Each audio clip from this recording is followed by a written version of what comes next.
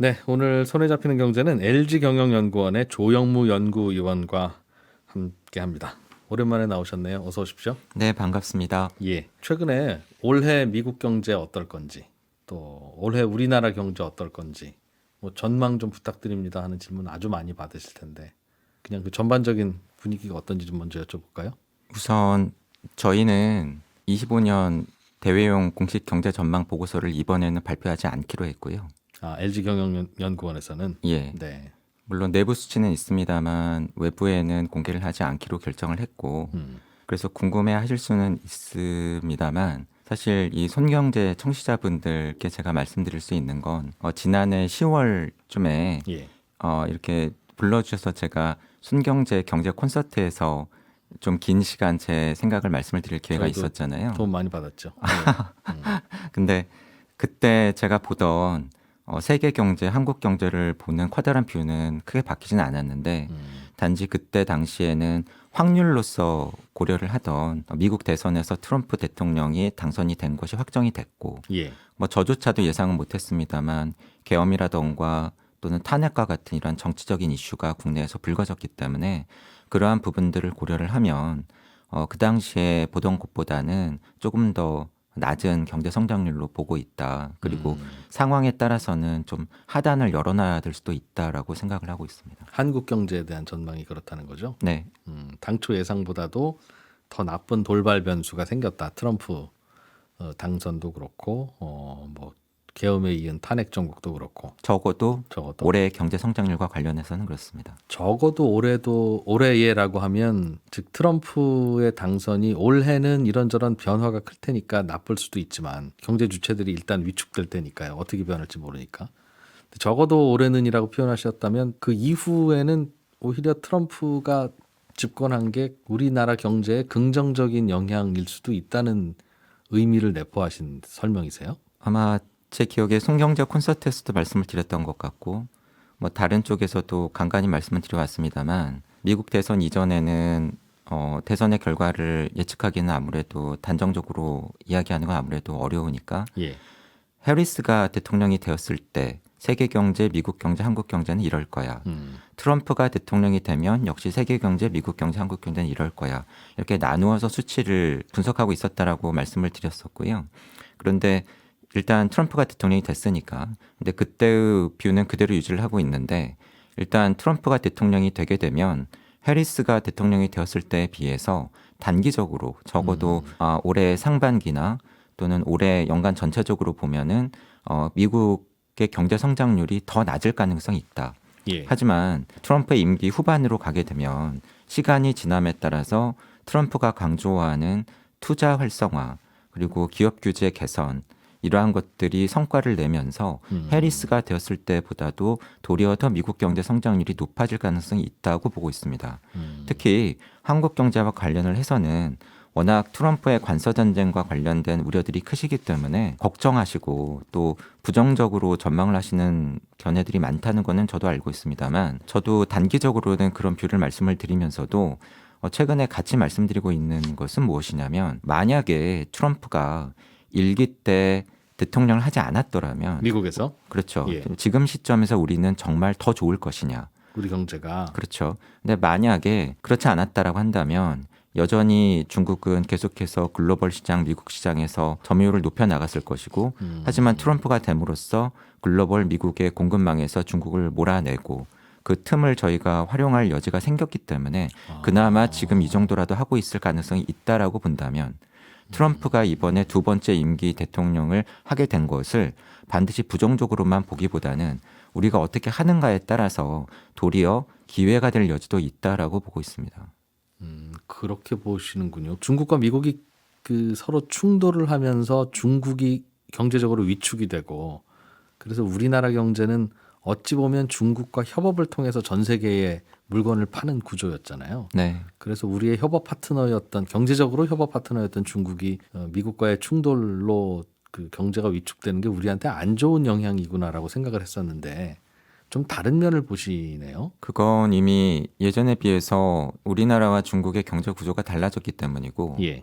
우리가 중국의 생산이나 수출을 보완해주고 또는 도와주는 역할에서 중국이 성장함에 따라서 이미 우리나라와 경합관계의 위치로 올라서고 있고 예. 그렇다 보니 중국 안에 생산이 늘거나 중국의 수출이 는다고 해서 우리가 그 과실을 누리는 효과는 점점 더 약화되고 있는 반면에 글로벌 시장에서 중국과의 경합도는 계속해서 높아지고 있었는데 예. 만약에 미국의 견제로 인해서 중국 중심의 공급망이 아니라 서구 국가들 또는 미국을 중심으로 한 글로벌 공급망에서 만약에 중국이 계속해서 참여하기 어려워진다라고 한다면 적어도 글로벌 GDP 안에서 한 3분의 2 정도 되는 영역에 있어서는 우리가 새로운 기회가 열릴 수 있다라고 보고 있습니다. 아, 중국이 이제 우리의 협력자라기보다는 경쟁자의 비중이 커지고 있었던 상황이라서 미국이 중국을 좀 견제해 주는 게 결과적으로는 우리한테 도움이 될 가능성이 크다는 설명이시네요. 하지만 그건 어디까지나 우리가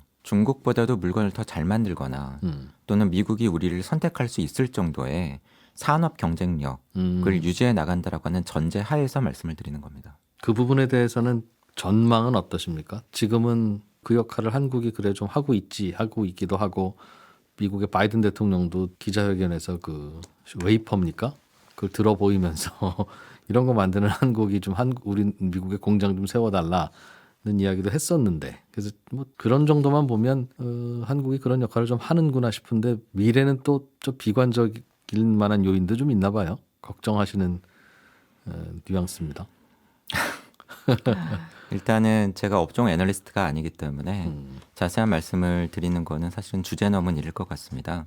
하지만 매크로 이코노미스트 입장에서 나오는 지표들을 보면 우리나라와 중국과의 이 기술 격차를 나타내는 그 지표들이 계속해서 줄어들고 있고 예. 우리가 중국에 비해서 산업 경쟁력이 더 높다라고 볼 만한 업종들이 줄어들고 있고 그러한 것을 보면 앞으로 우리가 좀 더 열심히 해야 되겠다라는 생각은 하고 있습니다. 최근에 미국이 FOMC 회의가 있었는데 금리를 시장 예상대로 한번 내리기는 내렸습니다만 끝나고 나서 기자회견에서 생각보다 많이 내리지는 않을 거야 이젠 그런 뉘앙스를 내비쳤어요. 그래서 미국의 장기 국채 금리도 뛰고 주가도 많이 떨어지고 그렇습니다. 뭔가 미국의 통화 정책이 파월의 예상과는 좀 달리 흘러갈 가능성을 예상하십니까?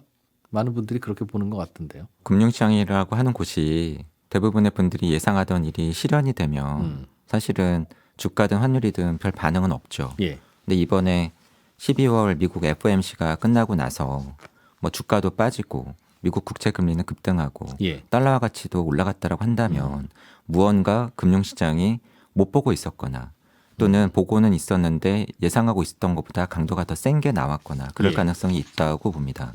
그런 면에서 보면 뭐 앞서 말씀드린 금융 변수들의 반응이 나타났던 이유는 제가 보기에는 금융시장이 예상했던 것보다도 미 연준이 빨리 금리를 안 낮춰주고 천천히 낮춰주거나 또는 예상했던 것보다 많이 안 낮춰주고 높은 수준을 유지할 가능성이 있다라고 받아들였기 때문이라고 보고 있고요. 예, 예.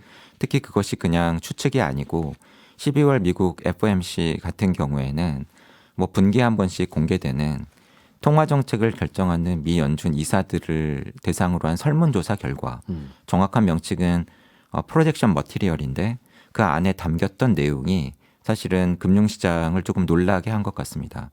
구체적으로 말씀을 드리면 그 안에서 조사된 미 연준 이사들을 대상으로 한 설문조사 결과가 2025년에 적절해 보이는 미국의 금리 인하 폭이 어느 만큼일 것 같아 예. 라고 하는 질문에 대해서 예. 직전 조사였던 9월 조사 때에는 25년에 1%포인트 정도 낮추는 게 적절해 보여라고 하는 게 컨센서스였는데 횟수로는 4번 가까이. 그렇죠. 뭐 베이비 스텝 0.25씩 한다면 예.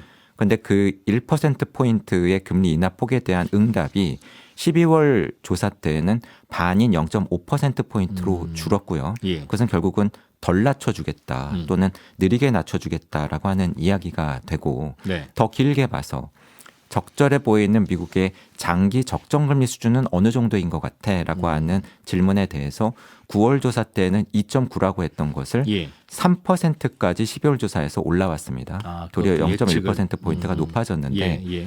들으시는 분들께서는 이게 뭐 3%가 어느 정도야 이렇게 좀 감이 어려우실 예. 수가 있는데 미국이 코로나 이후에 물가 급등을 잡기 위해서 금리를 급하게 올려서 5.5까지 올렸었죠. 근데 코로나 이전에도 금리를 올리고 있었던 금리 인상 사이클이 있었죠. 예. 근데 코로나 이전에 금리 인상 사이클 때 가장 높게 올렸을 때의 고점이 2.5%입니다. 한마디로 직전에 인상 사이클의 가장 높았던 고점보다도 지금은 금리 인하 사이클이라고 하는데 가장 많이 낮췄을 때의 저점이 3%로 더 높은 게 적절해 보인다라고 이야기를 한 거죠. 네. 결국은 과연 이 고금리 상황이 해소가 되는 건가? 그리고 미 연준이 빨리 금리를 낮출 생각이 있나? 나아가서 최근 며칠간의 이 미국 금융시장의 동향을 보면 이러다가 빨리 금리 인하가 끝나고 도리어 금리 인상이 시작되는 게 아니야? 이런 불안감까지도 고조되고 있는 것이 뭐 10월 FOMC 직후에 금융 변수들이 크게 출렁거렸던 이유라고 보고 있습니다. 그러게요. 이번에 내려서 4.5, 내년에 2번 더 내려도 4일 텐데 그게 그냥 미국의 적정 금리인지도 모르겠다. 체질이 변해서 그런 얘기네요. 그렇죠. 네. 체질이 변해서 그 정도 기본 금리가 올라간 거야, 중립 금리가 올라간 거야라고 하는 주장에 대해서 조영무 의원님께서도 충분히 그럴 개연성이 있어라고 동의하십니까? 그거는 그 경제학자들마다 보는 뷰가 좀 다른 것 같던데요. 적정 금리 수준에 대해서는 기본 중립 금리에 대해서는.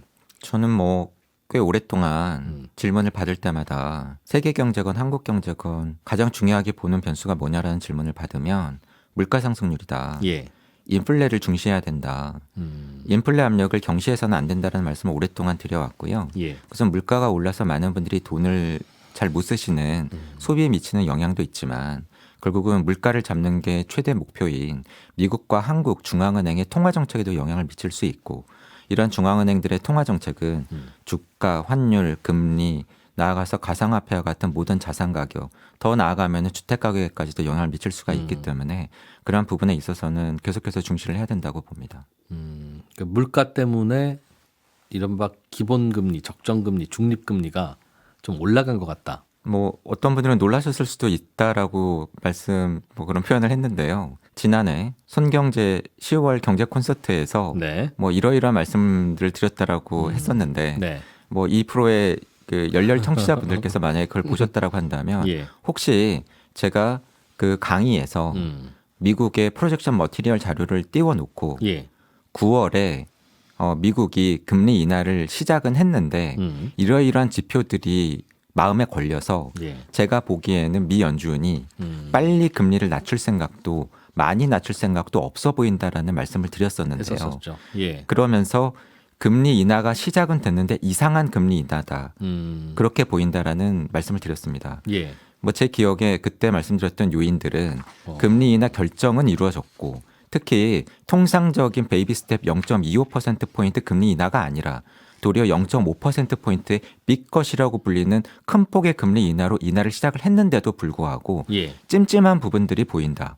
가령 만장일치 결정이 아니고 2명의 반대표가 나왔고 금리 인하는 돈을 푸는 통화 완화 정책인데 예. 이러한 통화 완화 정책을 시작을 한다라고 하면서 지난 몇 년 동안 펼쳐온 대표적인 통화 긴축 수단, 양적 긴축을 병행하겠다라고 하고 그게 또 이상한 게 아니다라고 이야기를 하고 예. 앞서 말씀드린 9월 발표된 프로젝션 머티리얼에서 보면은 미국의 적절한 2025년 금리 인하 폭에 대해서 6월 조사 때에도 1%포인트라고 했는데 9월 조사 때에도 똑같이 1%포인트라고 하고 있다. 금리 인하는 시작을 했지만 많이 낮출 생각이 없어 보인다. 특히 앞서 말씀드린 것처럼 9월 조사 때 나온 조사 결과도 장기 적절한 미국의 정책 금리 수준을 2.9%로 답했기 때문에 굉장히 높아 보인다. 그래서 이렇게 실현이 된다라고 한다면 이건 금융시장에서 기대하는 빠르고 과감한 큰 폭의 금리 인하가 아니고 느리고 천천히 그리고 많이 안 낮춰주는 것이면서 결과적으로 지난 수년 동안 많은 사람들을 힘들게 했던 고금리 상황이 해소되는 게 아닐 것처럼 보인다라고 말씀을 드렸었죠. 그러면 그거는 그렇게 생각하는 배경은 연준 위원들은 역시 물가가 다시 오를까봐 두렵다라고 생각하는 걸까요? 맞습니다. 결국은 아마 금융시장에서도 어떤 분들은 네. 이러한 신호를 읽어내셨던 거라고 저는 생각을 하고요. 그게 금융 지표에도 반영이 되었었죠.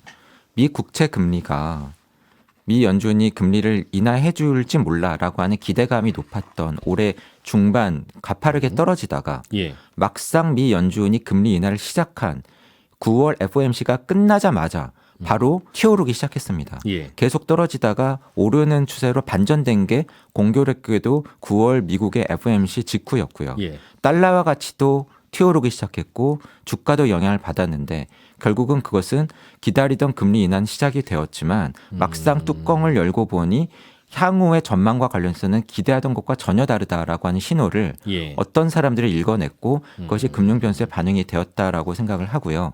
그러면 미 연준은 왜 이러는 거냐 도대체 왜 이렇게 빨리 그리고 많이 금리를 낮춰주지 않는 것이냐. 않을 것처럼 이야기를 하느냐. 그건 역시도 앞서 말씀드린 이 프로젝션 머티리얼 미 연준의 설문조사 결과에 담겨 있었다라고 저는 보는데요. 가령 9월 프로젝션 머티리얼 내용을 보면 미 연준 이사들이 응답한 본인들이 예상하는 앞으로의 미국의 물가 상승률과 관련을 해서 미 연준이 목표로 하는 물가 상승률은 모두들 아시는 것처럼 2%입니다. 네. 근데 이 2%에 도달 시기가 언제다라고 응답을 했냐면 26년 말이라고 응답을 했어요. 앞으로 2년 더. 그렇죠. 뭐 24년 말도 아니고 25년 말도 아니고. 그런데 이 응답이 12월 프로젝션 머티리얼 조사 결과에서는 더 늦춰져서 27년 말이나 돼야 2%에 도달할 거라고 응답을 했고요. 연도별로 보면 24년 물가 상승률에 대한 전망은 물가 상승률이 0.1%포인트 더 높아질 것 같아. 25년은 0.4%포인트 더 높아질 것 같아. 이런 식으로 예상보다. 예. 인플레에 대한 우려를 더 많이 하게 된 것으로 보입니다. 연준이. 네. 인플레가 나타나는 건 우리 경제학 책에 보면 크게 공급에 차질이 생겨서 뭐 중동에서 전쟁 나서 유가 올랐어요. 뭐 혹은 뭐 질병 때문에 공급망이 마비됐어요 하는 공급 쪽 인플레이션도 있고 또 사람들의 주머니가 두둑해지고 경기가 잘 돌아가는 바람에 생긴 수요 견인 인플레이션도 있잖아요. 근데 대개는 이제 수요가 견인해서 올라가는 인플레이션은 금리를 인상해서 잡는 게 맞고 그게 약효가 잘 듣는데 예전에 코로나 때도 그랬습니다만 공급이 문제가 생겨서 발생한 인플레는 이거는 뭐 금리 올린다고 중동전이 멈추는 것도 아니고 그게 잘 인과관계가 들어맞지 않아서 좀 고생했던 기억이 있어요. 수단이야 그거밖에 없으니까 그걸 썼겠으나 그럼 앞으로 예상되고 혹은 걱정되는 미국의 인플레는 어느 쪽일까요? 둘 중에? 요즘에서야 좀 회자가 되는 것 같은데 트럼플레이션이라고 하는 말들을 들어보셨을 겁니다. 예. 트럼프와 인플레이션을 결합한 용어죠. 한마디로 트럼프가 대통령이 돼서 여러 가지 정책을 펼치게 되면 물가 상승 압력이 높아질 것 같아라고 하는 우려입니다. 예. 기억하실지 모르겠습니다만 그 경제 콘서트 때에도 트럼프 관련된 질문을 주셔서 제가 주목하는 트럼프가 되고 나서의 가장 펼치려고 하는 정책 세 가지 키워드를 제가 이렇게 말씀을 드렸었죠. 관세, 감세, 이민 통제 강화. 근데 이 세 가지가 공교롭게 한 가지 방향을 가리킨다. 그것이 물가 상승 압력이었다고 말씀을 드렸습니다. 그러네요. 예. 그러니까 이런 거죠.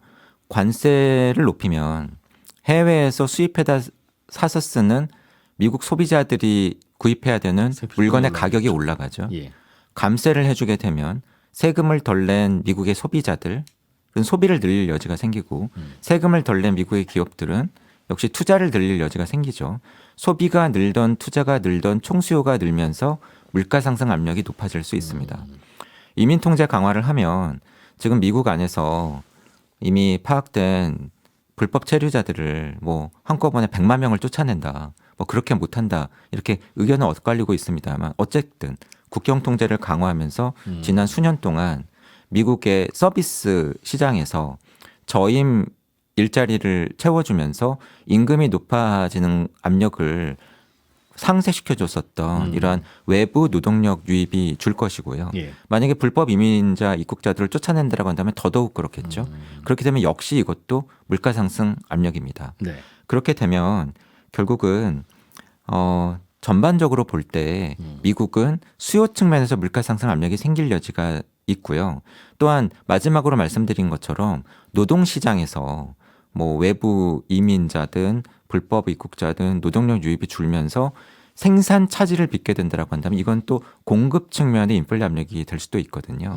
그런 면에서 보면 사실 요즘 미국 경제는 다른 나라들과 전 세계 시장에서 좀 따라가고 있지 않습니까? 좋다면서요? 뭐 나홀로 호황처럼 보이기도 하고 그리고 다른 나라들은 뭐 물가가 잡혔다는 이야기도 들리고 하지만 미국은 트럼프가 대통령이 되고 나서 인플레 압력도 높아질 수 있고 다른 나라들과 달리 시간이 지나면서 경제가 더 좋아질 가능성도 있기 때문에 뭐 조금 전에 말씀드린 인플레 압력은 미국 중심으로 나타날 가능성이 있다고 봅니다. 그러니까 수요가 강해져서 생기는 인플레도 있을 수 있다는 말이군요. 말씀하신 관세나 혹은 뭐 이민에 대한 규제나 이런 것들은 공급 쪽에 차질이 생겨서 나타나는 인플레이션의 원인이 될 텐데 네. 말씀하신 감세 같은 경우에는 감세로 인해서 사람들 주머니가 두둑해지면 그거는 이제 수요 쪽에서 인플레를 자극할 수는 있겠네요. 그렇죠. 제품도 더 사고 서비스도 더 소비하고. 양쪽 다 섞여 있다. 네, 그래서 미국의 인플레 압력은 앞으로 단순히 수요 쪽뿐만이 아니라 공급 쪽 둘 다 작용할 여지가 있다고 봅니다. 그 예상이 맞다면 미국은 금리를 뭐 섣불리는 안 내리거나 내년부터는 또 뭐 올릴 수도 있겠네요. 올해도 올릴 수 있다는 얘기가 나오고 있으니.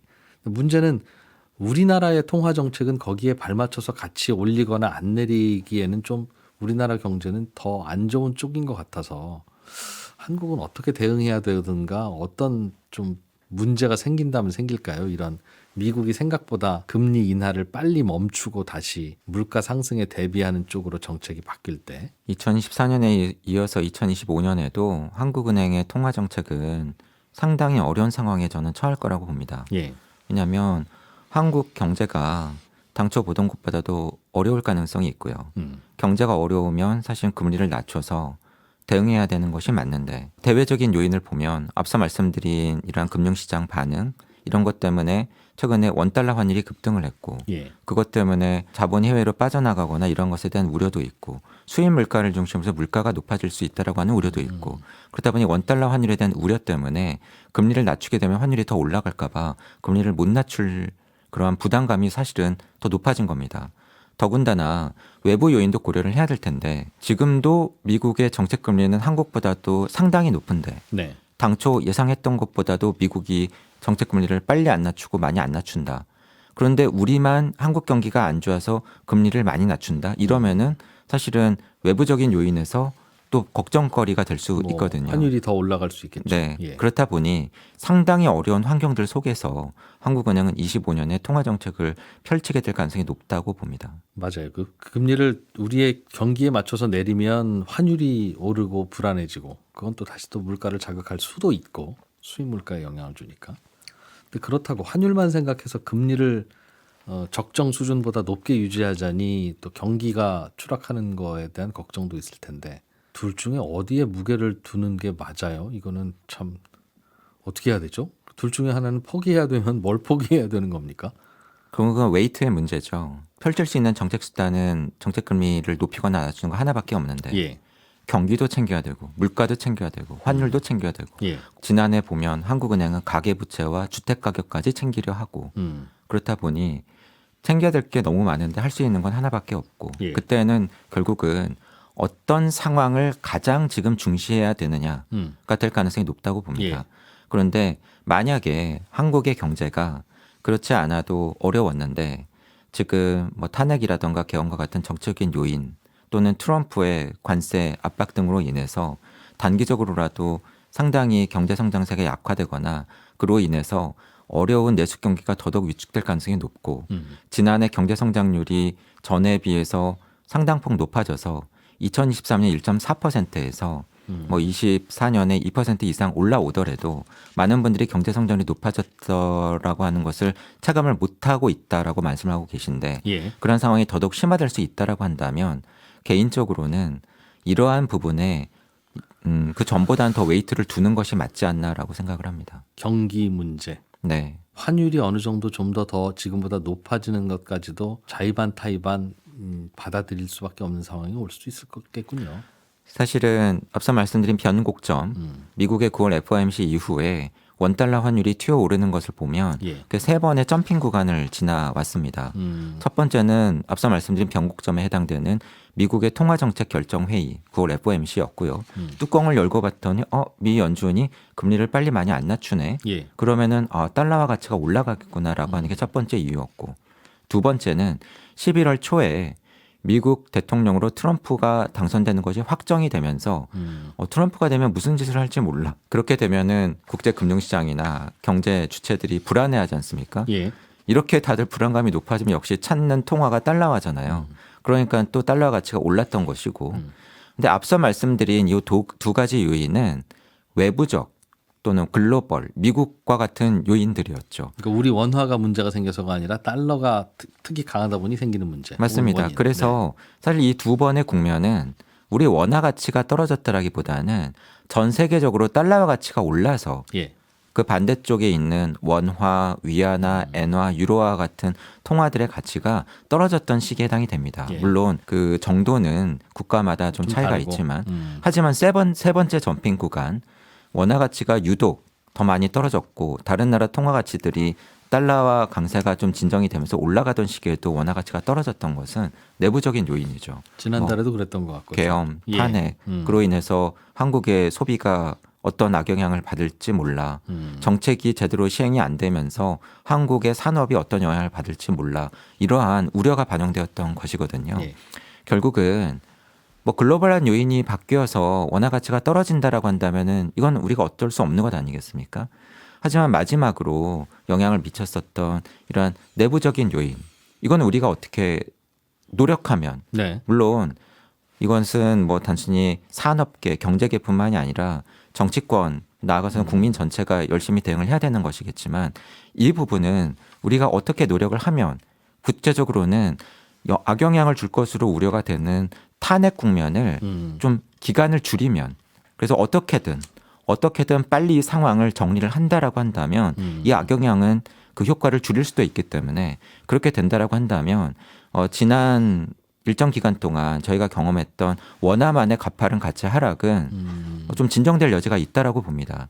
그렇다고 한다면 앞서 말씀드린 것처럼 한국은행 통화정책의 웨이트는 그 정도 상황이 되면 급등하는 원달러 환율보다는 악화될 수 있는 경기 쪽에 보다 더 포커스를 맞추는 것이 적절하지 않을까 하고 생각을 합니다. 우리나라 경기 상황은 지금 금리를 베이비 스텝 기준으로는 몇 번쯤 내려야 된다. 여기에 대한 전문가들의 컨센서스는 혹시 있습니까? 저는 사실은 그 부분과 관련을 해서는 근데 다들 그렇게 생각하시지 않습니까? 한국은행이 금리를 좀 낮추면 도움은 되겠지만 그렇다고 해서 내수가 살아날 거라고 생각들은 안 하시지 않나요? 뭐 만약에 그렇다고 해서 한국은행이 금리를 1%포인트, 2%포인트 낮추기는 또 쉽지 않은 거 아닙니까? 그렇다고 한다면 한국은행은 적절한 통화정책을 펴면서 동시에 내수를 살리기 위한 다른 정책들이 병행되어야 되는 거죠. 금리 내리는 폭은 한계가 있으니 그렇죠. 1%포인트도 쉽지는 않다고 보시는군요. 왜냐하면 네. 또 섣부르게 금리를 또 너무 많이 낮추면 가계부채가 급증할 수도 있고 그 과정에서 많은 분들이 걱정하시는 주택가격이 급등할 수도 있고 이러한 또 부작용이 있지 않습니까? 그러니까 한국은행은 앞서 말씀드린 것처럼 여러 가지를 고려하면서 조심스럽게 종합적으로 금리정책을 펼 수밖에 없는데 마치 한국은행이 금리를 낮추면 경제가 살아날 것처럼 내지는 지금 내수 경기가 어려운 것이 한국은행의 금리를 낮추지 않아서인 것처럼 몰고 가는 것은 저는 그것은 또 적절치 않다. 우리가 할 수 있는 내수 경기를 살리기 위한 정책은 동시에 병행되어야 된다라고 생각을 합니다. 그게 뭐가 있을까요? 우리나라 내수 경기를 조금만 좀 발걸음을 옮겨 보면 지금은 내수라는 게 결국은 소비가 잘 안 되는 거고 소비는 소비의 주체인 소비자들 국민들의 주머니 사정과 혹은 미래 전망이 불투명하고 그렇기 때문일 텐데 이자가 많이 나가는 측면 그래서 예전보다 이자 부담이 늘어난 측면 이 주머니 사정에 영향을 꽤 주지 않았을까요? 그러니까 그것만 좀 줄어들더라도 소비를 하지 않을까? 그럼에도 불구하고 안 할 개연성도 없지는 않습니다만 금리를 낮추면 그래도 좀 소비를 하지라고 생각하니까 아유 얼른 금리라도 좀 내려갔으면 좋겠네 하는 생각들을 하실 텐데 우리가 뭘 좀 잘못 생각하고 있다고 생각하세요? 앞서 한국은행이 정책 금리만 낮추면 내수 소비가 살아날 거야 라고 생각하는 금리 만능주의를 경계해야 된다고 말씀을 드렸는데요. 그것은 지금 저희가 맡고 있는 상황이 복합적이기 때문입니다. 내수라고 하는 것은 사실은 쪼개보면 일반 가게 소비자분들이 돈을 쓰는 가계 소비가 있고 네. 건설 경기가 밀접한 관련이 있는 건설 투자도 있고 우리나라 기업들이 국내에 얼마나 공장을 짓나 하는 이런 설비 투자도 있고 그리고 더 넓혀보면 돈을 쓰는 게 민간만 있는 건 아니잖아요. 외국인 관광객도 와야죠. 외국인 관광객도 있고 또 정부도 돈을 쓰시는 중요한 그렇죠. 주체고 음. 그러면 지난 일정 기간 동안 이렇게 소비가 그리고 투자가 부진한데 많은 분들이 아시지 않습니까? 고물가 고금리 부담이 크게 영향을 미쳤다. 그러면 지금 언론에 나오고 있는 것처럼 정말로 고물가 부담이 해소가 된 것이냐? 저는 그렇게 보지 않습니다. 물론 최근에 공식적인 소비자 물가 상승률은 1%대까지 떨어졌죠. 하지만 1.3%까지 떨어졌다가 1.5%로 다시 올라가고 있고요. 이미 저희가 경험을 했지만 지난 일정 기간 동안처럼 원달러 환율이 크게 올랐으면 그게 또 시차를 두고 수입 물가를 중심으로 인플레 압력으로 나타날 가능성이 있습니다. 예. 그럼 고금리 부담은 해소가 된 거냐? 그렇게 오래들 기다리시던 한국은행의 금리 인하가 시작은 됐죠. 그러면 실제로 정책금리 인하가 효과를 내려면 가계대출이나 기업대출 금리가 낮아져야 맞지 않습니까? 그럼 실제로 그 대출금리가 낮아졌느냐? 통계는 거꾸로 나오고 있죠. 한국은행의 정책금리는 10월에 인하가 됐는데 한국은행이 발표한 10월 가중평균 금리 동향을 보면 도리어 신규 취급액 기준 가계대출 금리는 0.3%포인트 이상 올랐고요. 정부가 집값 오르는 것 때문에 은행들 보고 가산금리 올리라고 그래서 그랬죠. 맞습니다. 예. 그리고 기업대출 금리조차도 뭐 0.25%포인트가 아니라 0.06%포인트밖에 소폭밖에 떨어지지 않았어요. 예. 그러니까 고물가와 고금리 부담도 지금 제대로 해소가 안 되고 있고요. 그럼 기업들이 설비 투자를 늘리기에는 좋으냐? 사실은 지난해 한국은 사상 처음으로 미국에 투자를 한 국가 중에서 1위를 차지했습니다. 미국에 대한 투자 액수가 네. 예. 그런데 정말로 한국 기업들이 그렇게 하고 싶어서만 한 것이냐? 미국 안에 공장 안 지으면 안 돼라고 이제 트럼프는 압박을 할 것이고 바이든은 보조금을 주면서 또 유인을 했었고 또 여러 가지 인건비라든가 여러 가지 요인을 보면은 또 미국의 물건을 팔려고 보면은 안 하면 안 될 것 같아서 한 것이었죠. 그러면 그렇게 다른 나라에 늘리고 있는 기업의 투자가 한국 안에 늘어날 것이라고 우리가 예상할 수 있는 선행 지표들이 나오고 있느냐. 가장 최근에 발표된 산업활동 동향상의 기계 수주와 같은 설비 투자의 선행 지표들을 보면은 여전히 큰 폭의 마이너스입니다. 그러니까 투자가 늘기도 어렵고 지금 늘 것처럼 보이지도 않아요. 그러니 금리 낮춰서 내수를 살린다면서 소비를 좀 진작시키려고 노력하는 게 네.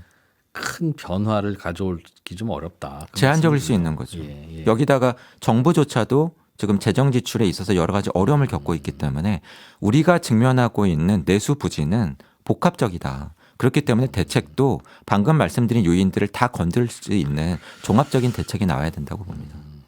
그래서 금리로만 쓰려고 하면 정책 쓰려고 하면 좋지는 않을 것이다. 네.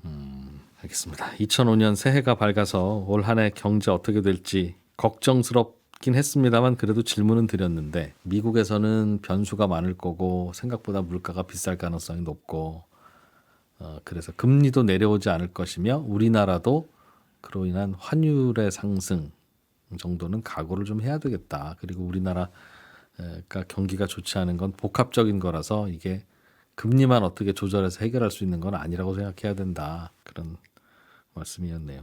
생각보다는 좀 우울합니다만 그래도 현실을 진단을 해야 그리고 모든 뭐 진단이라고 하는 게 과거에 우리가 살아온 것에 대한 결과 아니겠어요? 그게 무엇이든 진단은 빨리 잘 하고 고칠 건 빨리빨리 좀 고치고 기대 수준을 낮춰야 되면 좀 낮추고 그래야 되겠죠. 어둡고 무거운 말씀을 드려서 제 마음도 무겁습니다만 뭐 가끔 드리는 말씀입니다만 제 전망이 보기 좋게 틀려서 내년에 경제 성장률도 높아지고 그러게 말입니다. 예, 제가 뭐 이런 자리에 차마 못 나오는 상황이 되면 좋을 것 같습니다.